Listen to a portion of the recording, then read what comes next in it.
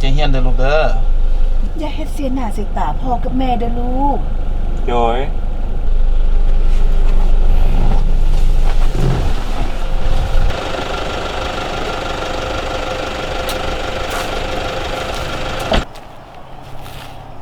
นี่เนาะพ่อกับแม่เพิ่นยังมีเวลามาส่งเขาและอิสาเด้สร้างภาพฮะเมื่อกี้นี่เว้าหยังเกาะฟังบ่คักบ่มีหยังดอกอย่าไปสนใจเลยจังได๋พระเอกเฮามีรถใหญ่มาส่งทุกมื้อเนาะแถมยังมีนางเอกมาท่าเฮาอยู่หน้าโรงเรียนทุกเช้าอีกคนแนวเขาเป็นแฟนกันมาพงเอ้ยอย่าหาเว้าเขาเป็นหมู่กันไปแมวพวกลูกคนรวยกันแนวนี่แหละเฮ็ดหยังก็ดีไปเบิดไปมีความสุขในแบบของเฮาดีกว่าไปมาโรงเรียนก็พากันเข้าห้องเรียนแน่เดี๋ยวสิบ่จบหั่นน่ะย่าแม่ซักตัวอย่าไปเล่นกับพวกนี้เด้อเดี๋ยวสิพาตัวเสียคนเสียการเรียนได้ไปเข้าโรงเรียน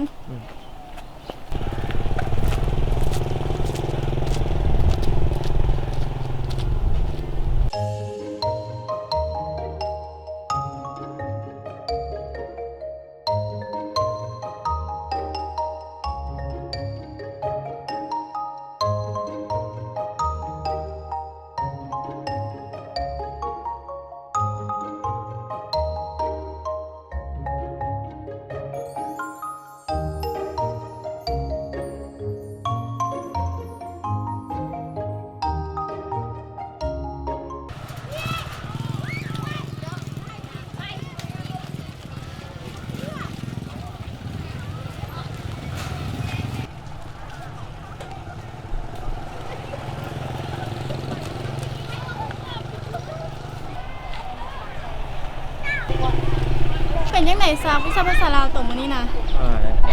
ตัวก็ตั้งใจเรียนแน่มื้ออื่นเท่ากัน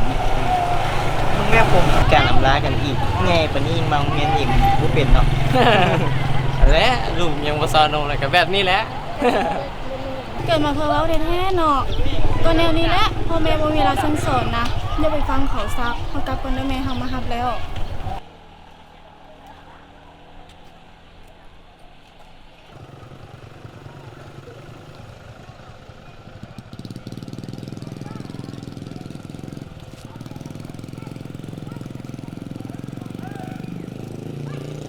สั้นละบ่ข่อยบอกเจ้าแล้วว่าให้มาหับลูกไวๆเจ้าเลิกเวียกนั้นหีบมาหับลูกโลดเบิ่งดูหั่นโรงเรียนก็จนเลิกไผก็จนเมืองเบิดแล้วยังเหลือแต่ลูกเฮาคนเดียวนี่ข่อยก็หาก็เลิกประสุมเจ้าได้สันเฮ็ดหยังอยู่คือบ่มารับลูกก่อนอย่ามาเถียงข่อยได้ข่อยฮู้เลยแหละว่าเจ้าไปใส่มาซ่าหั่นน่ะถ้าข่อยเห็นข่อยจับได้เจ้าตายโลดเจ้าก็มาซอกแต่แนวผิดข่อยเนาะไปเมื่อไปเมื่อหิเมื่อ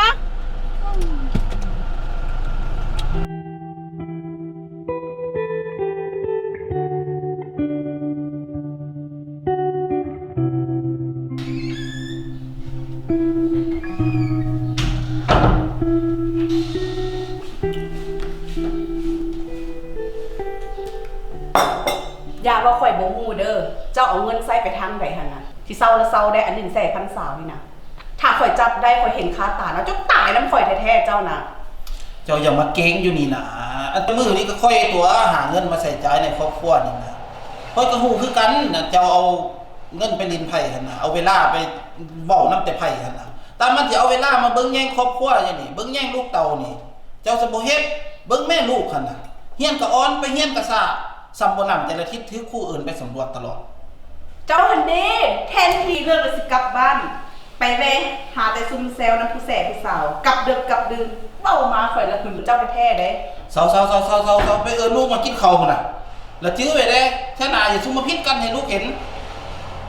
เจ้าไปค่ะแม่นั่งตายตะเคโทรศัพท์อยู่หั่นแหละเจ้าหั่นน่ะไปน่ะจะเว้ายากเลยแม่ส่งข้อความหาลูกบอกลูกมากินข้าว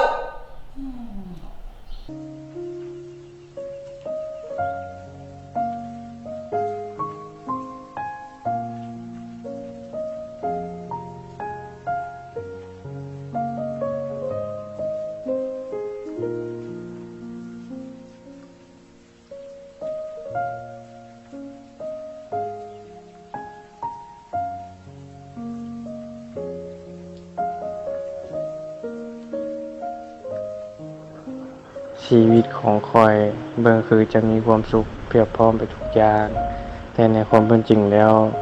คอยอาจจะสุขกาย แต่ทางจิตใจคอยบ่เคยได้รับความอบอุ่นความเอาใจใส่จากผู้เป็นพ่อแม่เวลาลงกันก็ยังบ่มี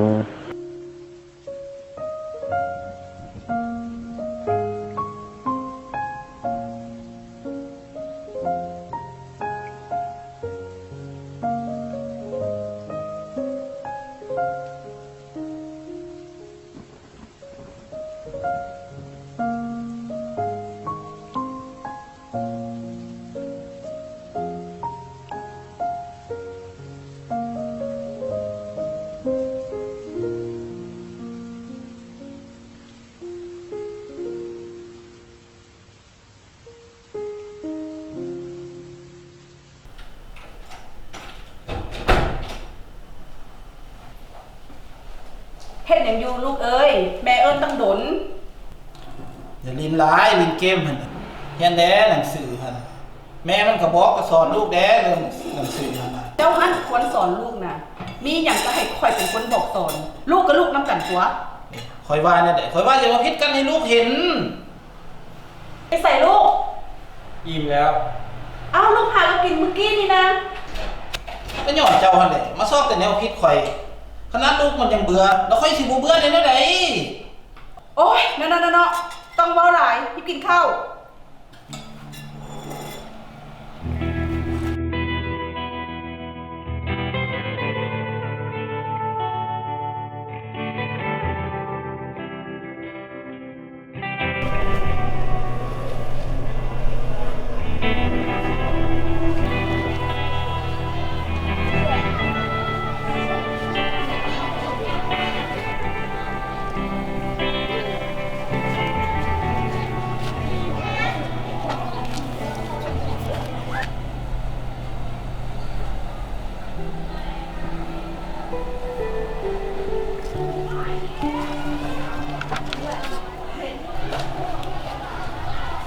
บอกแล้วลูกค้า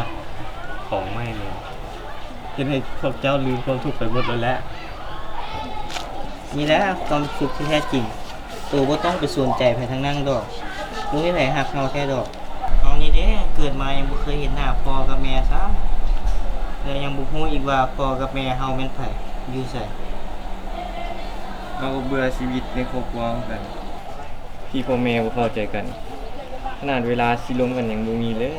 ทั้งที่อยู่เฮือนหลังเดียวกันแท้ๆงูซี่เอาร้องแต่โดนต่อไปนี้ให้อุปกรณ์เครื่องไม้นี่ช่วยบรรเทาจิตใจของพวกเราให้สดชื่นขึ้นดีกว่าเอาต่อ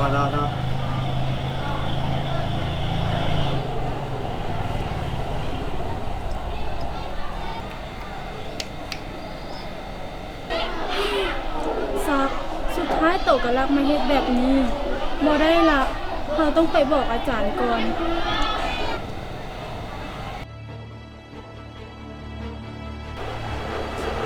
่อาจารย์ร้านเห็นนักเรียนเสร็จจากที่หลัง จะใช้พาใจเบิ่ง เลย เดี๋ยวนี้นะ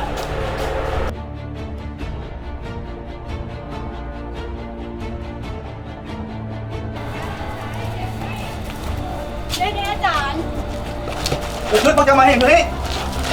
โอ้ได้นี่นะเราได้ออกขึ้นโรงการอย่างนี้นะ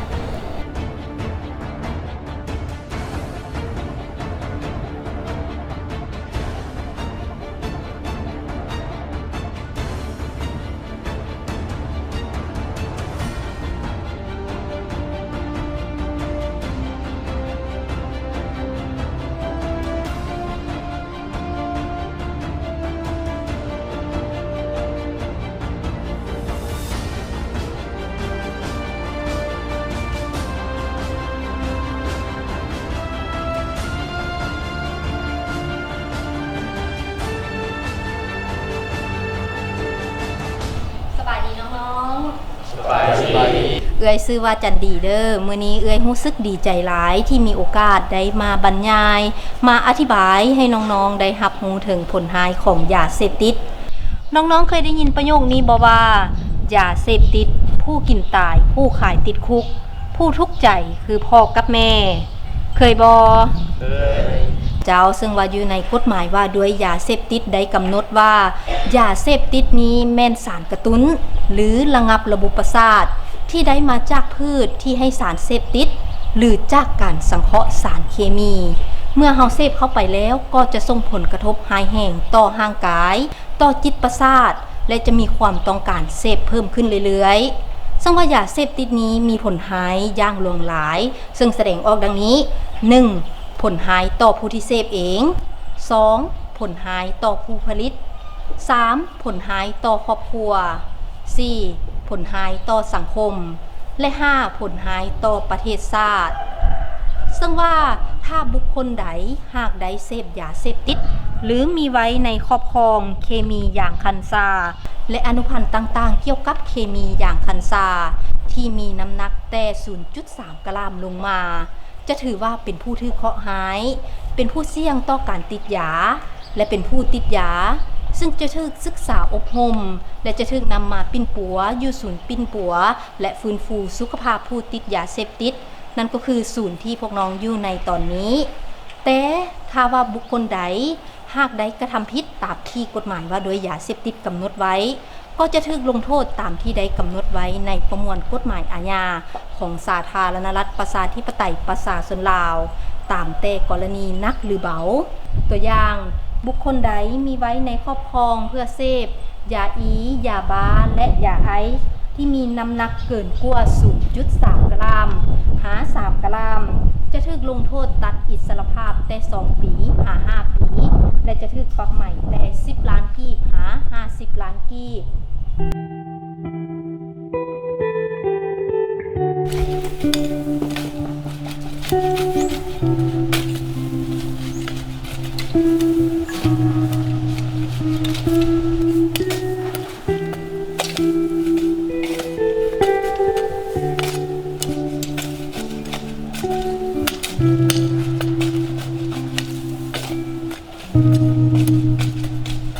บ่คิดเลยว่าสิ่งเสพติดสิมีผลหายแนวนี้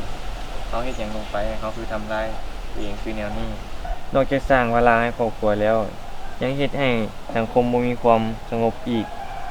นับแต่นี้ต่อไปเขาจะบ่กลับไปยุ่งกับสิ่งเสพติดอีกบ่ว่าจะในรูปแบบใดก็ตาม เขาคือการจะกลับตัวกลับใจ เราจะบ่พาพวกตัวลงทางผิดอีกเราตั้งใจเรียนแล้วเพื่ออนาคตที่ดีจะได้มีเวียกเฮ็ดงานทำจากออกจากศูนย์บำบัดไปพวกเขาสิพากันเปลี่ยนแปลงตัวเองเป็นคนใหม่เพื่อตัวเองและครอบครัวได้พึ่งพาได้ เขาขอเป็นครอบครัวน้ำตู่ได้บ่เอานี่เกิดมาก็อาศัยอยู่ตามวัดมาแต่น้อยแล้ว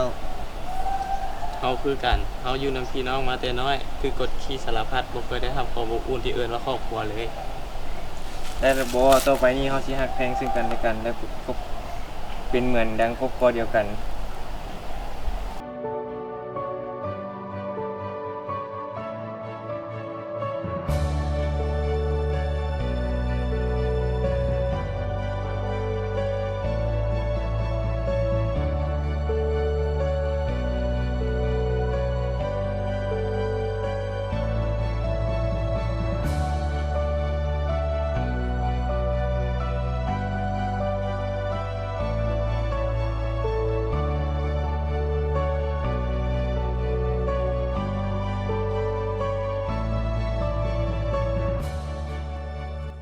ลูกเอ้ยพ่อกับแม่ได้ลงกันแล้วว่าจะปรับปรุงตนเอง